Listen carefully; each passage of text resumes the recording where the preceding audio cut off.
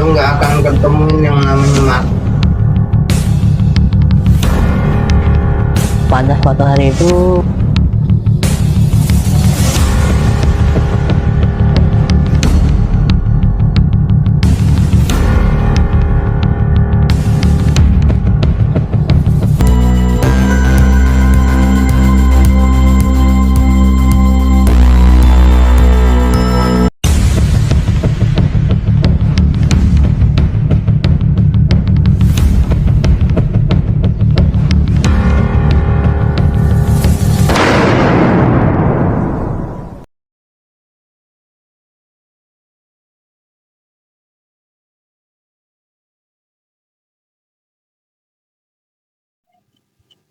Oke, sobat, malam ini kedatangan narasumber kita soal ini, Depok. Iya, Dari Depok, Depok.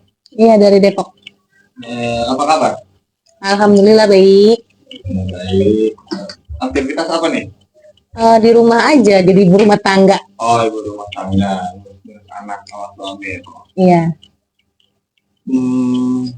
Nah kali ini kisahnya soal apa nih, Pak? Tentang apa nih? Soal almarhum ibu, Oh, ibu. Iya. Kejadian udah lama. udah lama berapa tahun yang lalu. Itu kejadiannya aneh banget, yang bener-bener nyata. Oke.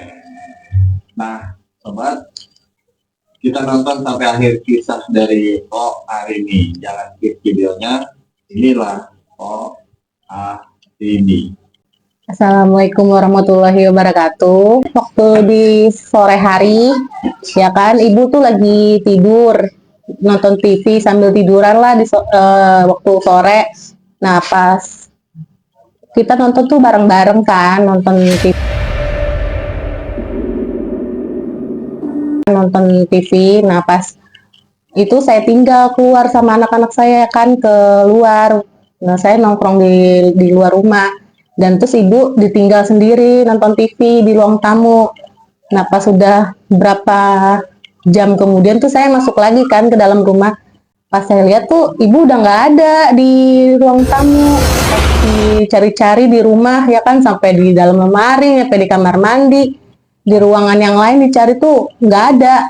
Nah, pas sudah itu pada panik dong semuanya. Saya bilang ke saudara saya kan, sama bapak saya. Nah, pas itu semua tuh pada nyari-nyari ke luar rumah juga nggak ada. Akhirnya tuh sampai bapak nyari-nyari ke kuburan, sampai nyari ke rumah teman-temannya, nyampe ke rumah saudara yang lain, dicari-cari tuh nggak ada. Lingkungan sekitar lah ya. Iya, di lingkungan kita juga nggak ada kan.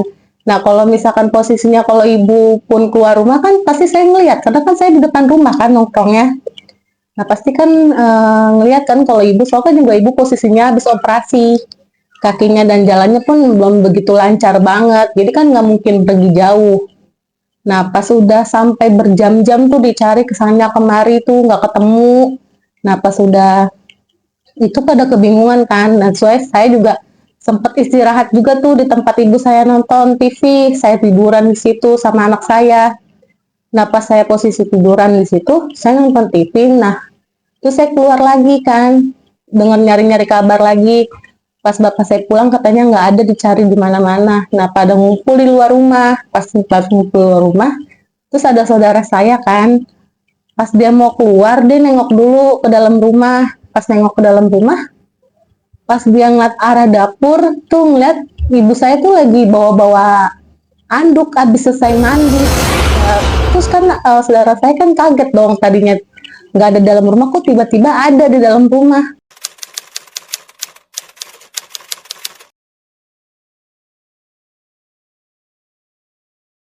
Pas situ saya dipanggil sama bapak saya, semua saudara-saudaranya pada dipanggil. Pas pada masuk ke dalam, saya tanya ibu saya, Ma dari mana? Pas ditanya, katanya dia lagi tidur, nonton TV ketiduran, ngimpi. Katanya ngimpi di bawah pohon gede, dibawa sama almarhum ibunya. Keliling-keliling katanya, jalan-jalan jauh, capek. Nah, terus dia mandi. Pas dia sadar tuh, pas dari mimpinya dia bangun. Di situ kita pada kaget semua dong, orang posisinya kita cari-cari tuh dia nggak ada sama sekali. Sebelumnya keluarga udah pada nyari ya? Iya, udah pada nyari-nyari kemana-mana tuh emang bener-bener nggak ada. Nah, terus kata ibu saya orang nggak kemana-mana, katanya tetap masih tiduran di situ di tempat yang sama. Ya padahal kan di posisinya saya tiduran di situ kan ibu saya juga nggak ada di situ. Itu bener-bener aneh banget. Kisahnya tuh bener-bener nyata, bener-bener terjadi. Tapi sebelum dicari ini memang nyokap beneran nggak ada kan? Iya, emang bener-bener nggak ada. Udah dicari di satu ruangan itu semuanya nggak ada. Nggak ada, sampai ke dalam-dalam lemari pun dicari nggak ada. Bener-bener nggak ada sama sekali.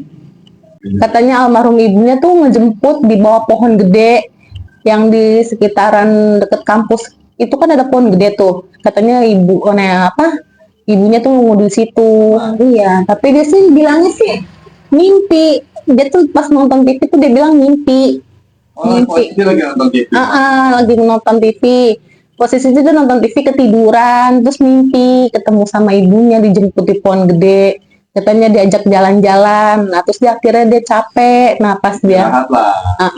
Nah, pas itu kan dia kebangun kan tuh dari mimpinya. Nah, tiba-tiba terus dia langsung mandi. Setelah dia mimpi, dia ngerasa capek katanya dalam mimpi tuh jalan muter-muter kemana-mana sama ibunya. Ya udah akhirnya dia pas bangun tidur dia langsung mandi. Ini dan nih, nah ketemu lah sama saudara-saudara yang lagi nyari. Sebelum-sebelumnya memang nggak ada. Sebelum-sebelumnya emang nggak ada. Emang nggak ada dicari di mana-mana tuh. Emang udah nyari keliling-keliling kemana-mana tuh emang bener-bener nggak ada. Jadi udah lama.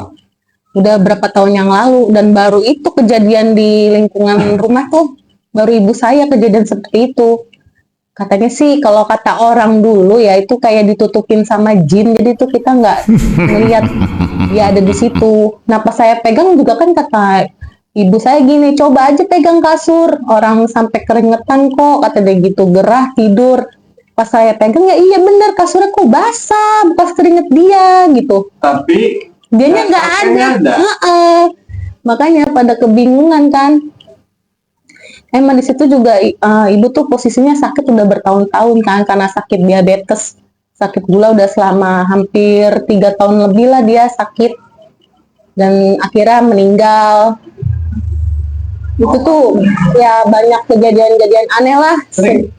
Pas dia kayak ibaratnya tuh kayak dia gimana ya kayak suka dia denger di belakang rumah tuh ada yang ketawa, terus juga di rumah tuh kayak serem aja gitu, kayak ada orang lewat gede atau apa gitu, kayak makhluk-makhluk halus. pernah nggak seperti itu? Almarhum ibu tuh bilangnya tuh selama dia sakit tuh kayak deketin sosok-sosok yang aneh-aneh, Kalau boleh tahu seperti apa tuh? kayak kuntilanak tawa, terus kayak ada orang jalan sekelibatan tapi terus hilang gitu. Di belakang rumah itu ada kayak kebun gitu. Itu kebun kosong kan, udah emang lama kosong untuk kebun. Waktu saya masih kecil juga, dulu waktu saya kecil juga di rumah tuh sering ngeliat kuntilanak tuh jam 8 malam aja udah ketawa cekikikan. Karena sekarang aja ya keadaannya udah rame, udah banyak rumah. Alhamdulillah sih kalau sekarang sih nggak pernah denger-denger kayak gitu lagi.